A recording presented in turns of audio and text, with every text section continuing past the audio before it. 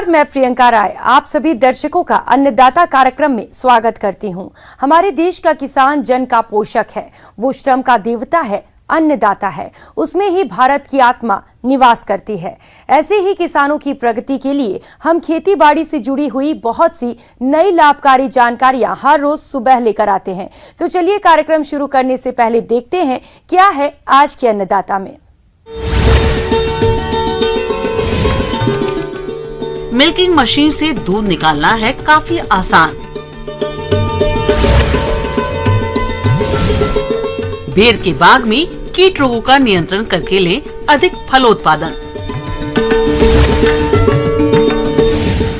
हमारे राज्य के अधिकतर किसान भाई गाय भैंस का पालन करते हैं और किसान हाथों द्वारा दूध निकालते हैं और बड़े बड़े डेयरी फार्मों में हाथों से दूध निकालना बहुत कष्ट वाला काम है। इसके अलावा पशुपालकों के सामने हाथों द्वारा दूध निकालने में कई तरह की समस्याएं भी आती रहती हैं, लेकिन आपको अब फिक्र करने की जरूरत नहीं है, क्योंकि आज हम आपके लिए ऐसी जानकारी लेकर आए हैं जो आपको देखते ही लगेगा कि पशुओं से दूध निकालना कितना आसान हो गया है। तो चलिए इस बारे में जानकारी लेंगे NDRI करनाल के निदेशक डॉक्टर मनमोहन सिंह चौहान से।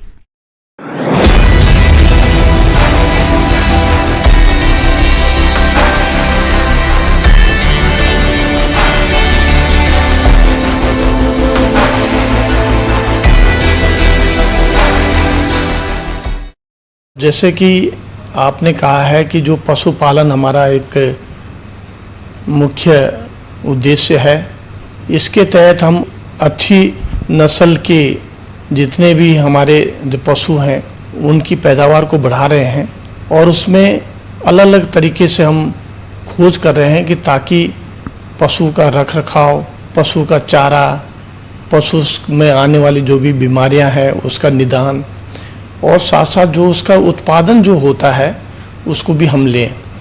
जो अच्छे जो दुधारू हमारे जो गाय हैं उनसे हमें दूध दो तरीके से लिया जाता है, जैसे कि हाथ के द्वारा जो हाथ से निकाला जाता है, लेकिन वो उनमें होता है कि जिनकी लगभग 5 से 6 किलो के लगभग जिनसे दूध पैदा होता है। हमारे संस्थान में मुख्यतः जो भी पशु हैं 10 से 15 किलो के लगभग उनका एवरेज दूध होता है और इसलिए उसके लिए हमने एक मशीन का उपयोग में लाते हैं और मशीनों के द्वारा हम दूध निकालते हैं। पशुपालकों के सामने अक्सर देखने में आता है कि अधिक दूध देने वाले दुधारू पशुओं का दूध निकालने के लिए समय पर दूधिया नहीं मिलते या फिर मिलते भी हैं तो अधिक मजदूरी पर मिलते हैं। इन सभी समस्याओं का समाधान है मिल्किंग मशीन। इसकी शुरुआत डेनमार्क और नीदरलैंड से हुई और आज ये तकनीक दुनिया भर के लोगों द्वारा इस्तेमाल की जा रही है। आजकल डेयरी उद्योग से जुड़े अनेक लोग पशुओं से दूध निकालने के लिए मशीन का प्रयोग कर रहे हैं। मशीनों की जिसे दूध को हम निकालने का एक विशेष ध्यान रखा जाता है कि उसमें जो नेगेटिव प्रेशर है जिससे हम दूध निकालते हैं वो एक ठीक होना चाहिए। सफाई का हम ध्यान रखते हैं और मशीनों से एक एडवांटेज हमें क्या होता है कि जो हाथ नहीं लगता दूध में, तो हैंडलिंग में भी हमारा साफ सफाई का ध्यान होता है, जिससे कि दूध हमारा बड़ा स्वच्छता से निकाला जाता है। जो हमारे कम दुधारू पशु होते हैं जिसमें हमारी मुख्यतः देसी गाय होती हैं, उनको हम लोग हाथ से दूध निकालते हैं और जिसमें विशेष तौर से हम ध्यान रखते हैं कि उसमें सफाई का भी हम उसमें जो ध्यान रखें और इस हिसाब से हमारे यहाँ संस्थान में दूध निकाला जाता है और स्वच्छ दूध उत्पादन करें, क्योंकि आगे आने वाले दिक्कतें ये आ रही हैं कि हमारे पास क्लीन मिल्क प्रोडक्शन होना बहुत ज़रूरी है, ताकि इससे हम अपने जो एक्सपोर्ट की क्वालिटी जो है इसको हम लोग बढ़ा सकते हैं। और ये तभी होगा कि जब हम साइंटिफिक तौर तरीके अपनाएं, नस्ल सुधार पर ध्यान दें, साफ़ सुथरा दूध उत्पादन करें और ताकि इससे उनकी जो हमारे किसान भाई हैं उनकी आमदनी भी अच्छी होगी और उनको जब आमदनी अच्छी होगी तो उनका अपना पूरा घर परिवार अच्छा चलेगा। पशुपालक भाइयों, अब आइए बात करते हैं मिल्किंग मशीन से दूध निकालने के फायदे के बारे में। तो मिल्किंग मशीन से पशु का दूध बड़ी आसानी से निकाला जा सकता है। इससे पशुओं के थनों को कोई नुकसान नहीं होता और दुग्ध उत्पादन में बढ़ोतरी होने के साथ ही अच्छी गुणवत्ता और स्वच्छ दूध प्राप्त होता है। मिल्किंग मशीन से दूध निकालने से श्रम और लागत के साथ साथ समय की भी बचत होती है। पशुपालक भाइयों, आज के समय में बाजार में कई प्रकार की मिल्किंग मशीन उपलब्ध है और इनकी कीमत उनकी कार्य क्षमता के अनुसार अलग अलग है, जिसे आप खरीद कर अपने डेयरी फार्म पर इस्तेमाल करके समय, श्रम और लागत को काफी हद तक कम कर सकते हैं।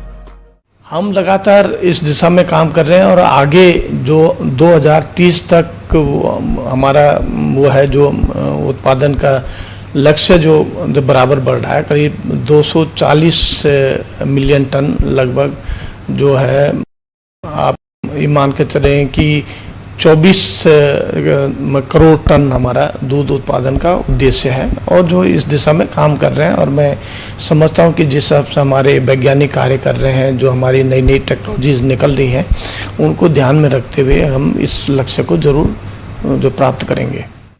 किसान भाइयों, अब लेते हैं एक छोटा सा ब्रेक।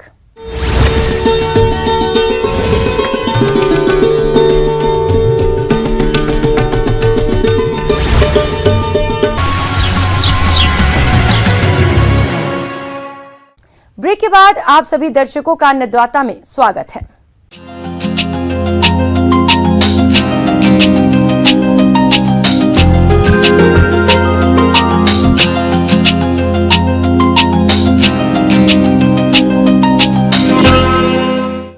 अपने राज्य में पानी की कमी के चलते किसानों का रुझान बेर की बागवानी की तरफ बढ़ रहा है, क्योंकि बेर की बागवानी अपने राज्य में सफलतापूर्वक आसानी से की जाती है और जिन किसानों ने बेर के बाग लगा रखे हैं, उनके बाग फलों से लदे हैं और इस समय बेर के बागों में कीट रोगों का प्रकोप अधिक बढ़ जाता है। तो बेर के बाग में कीट रोगों का नियंत्रण कैसे करें, आइए जानते हैं जयपुर के सहायक कृषि अनुसंधान अधिकारी डॉक्टर SK यादव से।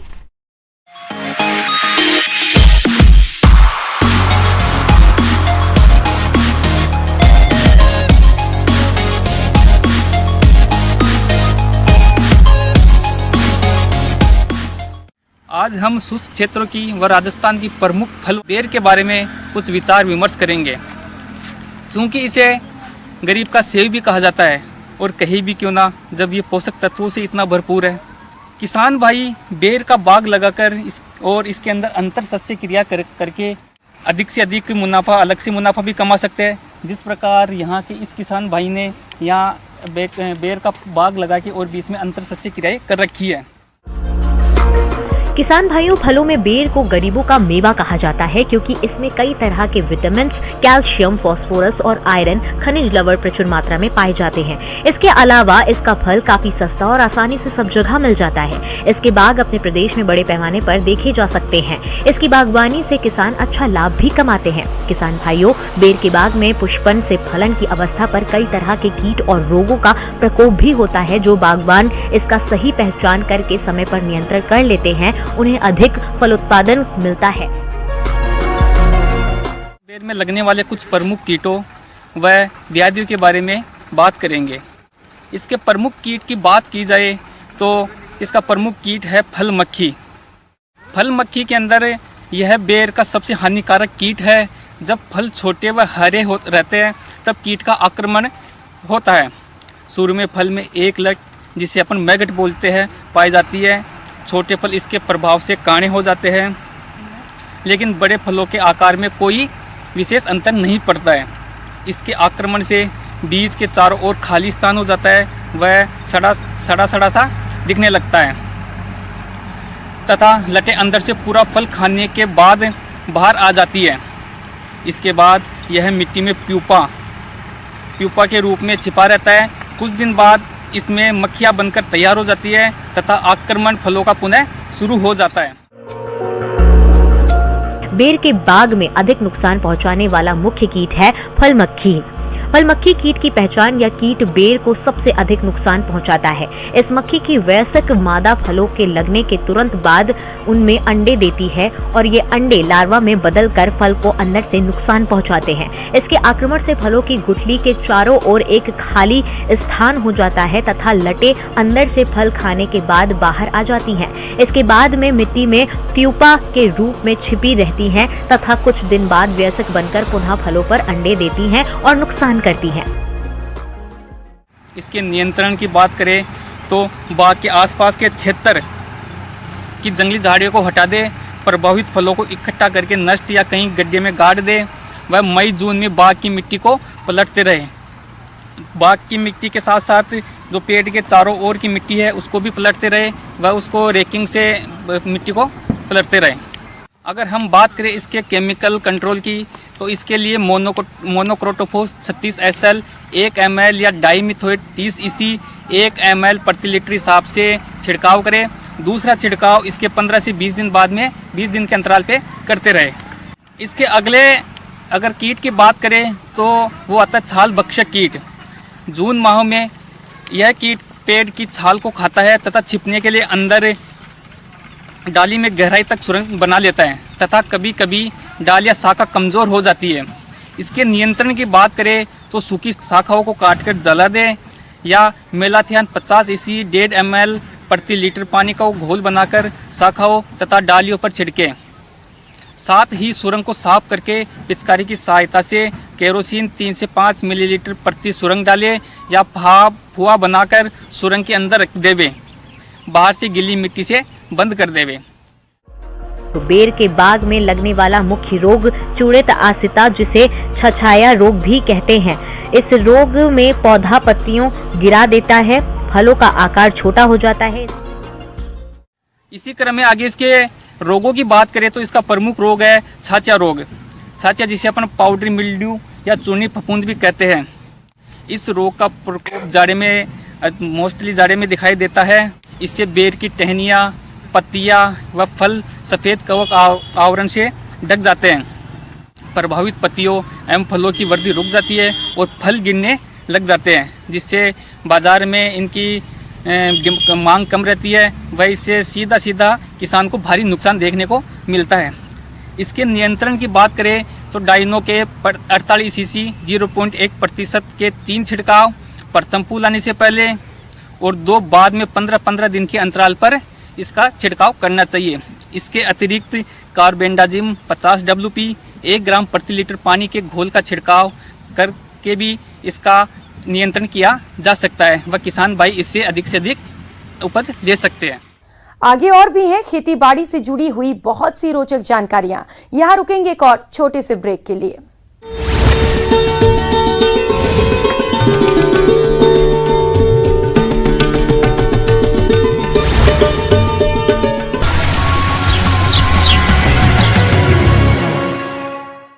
ब्रेक के बाद एक बार फिर आप सभी दर्शकों का अन्नदाता कार्यक्रम में स्वागत है।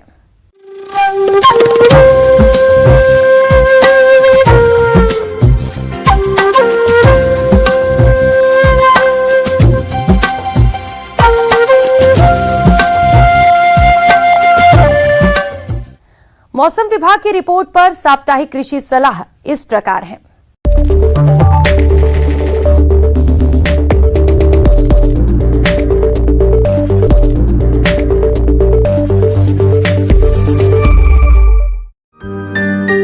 ग्रामीण कृषि मौसम सेवा, भारत मौसम विज्ञान विभाग संग्रिया, राजस्थान द्वारा भेजे गए मौसम पूर्वानुमान के आधार पर किसान भाइयों को सलाह दी जाती है कि जिला हनुमानगढ़ में 19 फरवरी तक शुष्क मौसम की रहने की संभावना है।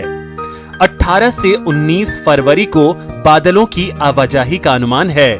अगले 5 दिनों के दौरान अपेक्षित अधिकतम तापमान 26 से 28 डिग्री सेल्सियस और न्यूनतम तापमान 7 से 9 डिग्री सेल्सियस रहेगा। सापेक्ष आर्द्रता 19 से 73% हो सकती है। हवा की औसत गति 7 से 10 किलोमीटर प्रति घंटे हो सकती है। किसान भाई वर्मी कंपोस्ट के लिए वर्मी बेड तैयार कर सकते हैं। क्यारियों या गड्ढे की लंबाई कचरे की मात्रा के अनुसार रखें। चौड़ाई 1.2 मीटर, क्यारी या गड्ढे की गहराई 30 से 40 सेंटीमीटर रखें। सबसे पहले नीचे मोटे कचरे की 5 से 7.5 सेंटीमीटर तह बिछाएं, 30 से 40% पानी रहे। अब ठंडे गोबर की 5 सेंटीमीटर मोटी तह समान रूप से बिछाएं।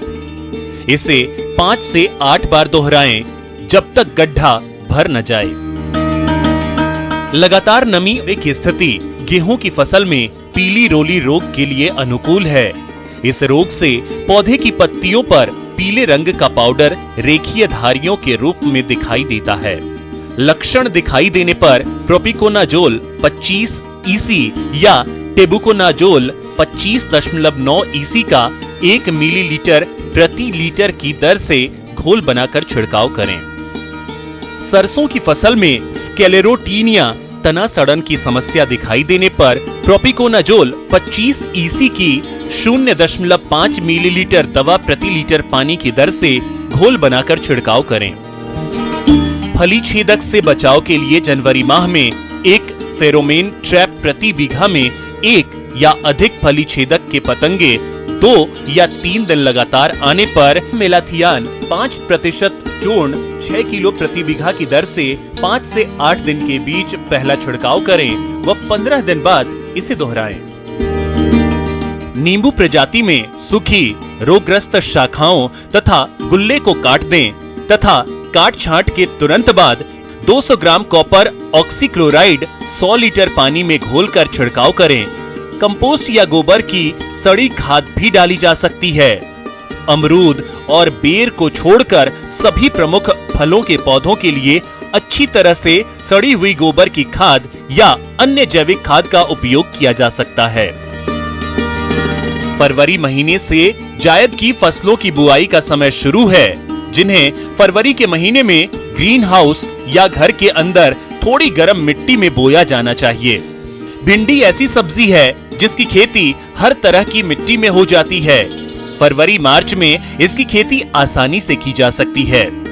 इसके लिए सबसे पहले खेत की 2-3 बार अच्छे से जुताई करें। इसके बाद कतार से कतार की दूरी 25 से 30 सेंटीमीटर रखें और 15 से 20 सेंटीमीटर की दूरी पर बीज बोएं। रात के समय पशुओं को बाहरी हवा से बचाने के लिए शेड में रखें, गुनगुना पानी पिलाएं और बोरी के पर्दे से सर्द हवाओं को रोकें। बछड़ों को उनके जन्म के 30 मिनट के भीतर कोलोस्ट्रम खिलाना चाहिए। ऊर्जा के लिए प्रत्येक पशु को अतिरिक्त 200 से 500 ग्राम दाना खिलाएं। दिन के समय पशुओं को धूप में रखें।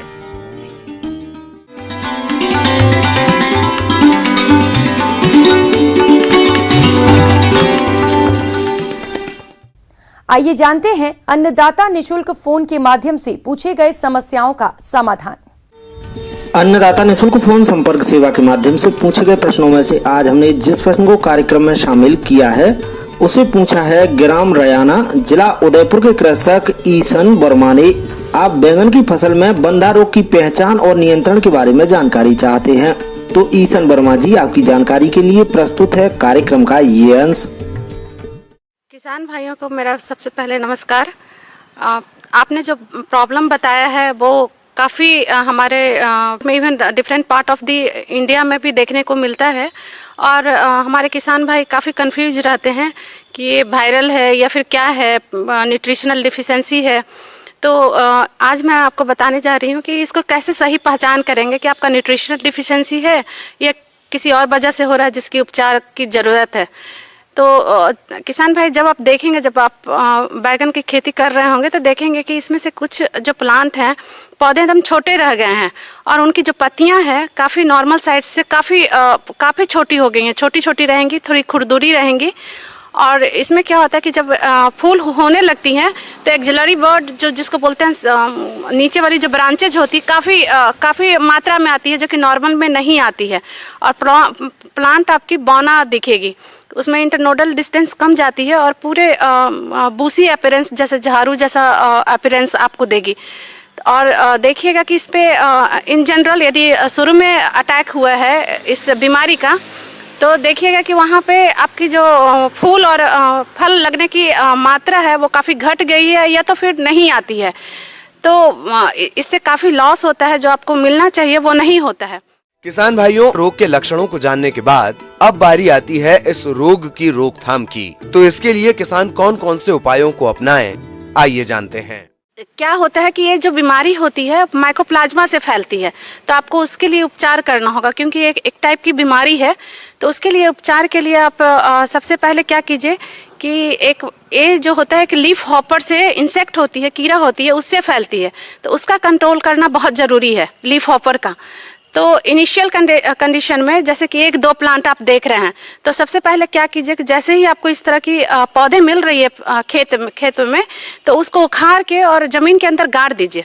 नहीं तो आप ऐसे उखाड़ के और फेंक देंगे। इन जनरल मैं देखती हूँ कि किसान भाई ऐसे उखाड़ते हैं और बगल के प्लॉट में फेंक दिए, तो क्या होता है वो मक्खी से, वो लीफ हॉपर से फैलती है, तो लीफ हॉपर फिर और आप के प्लांट को इन्फेक्ट कर देंगे। तो सबसे पहले उसको उखाड़िए और ज़मीन के अंदर गाड़ दीजिए।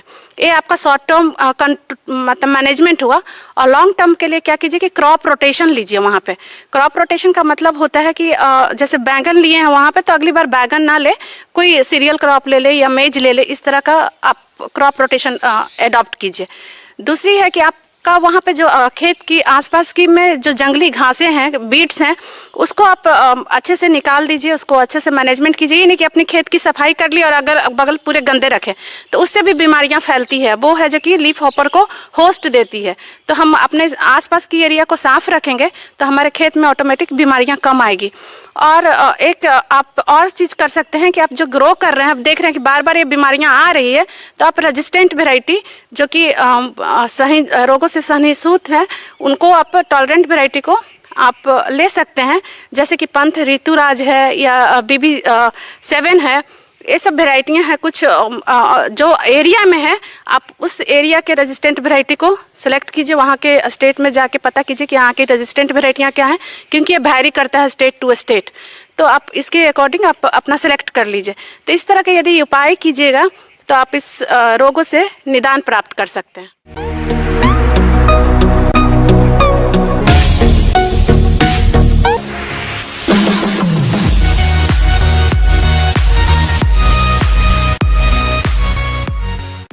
एक नजर डालते हैं राज्य की कुछ मंडियों के प्रमुख फसलों के बाजार भाव पर।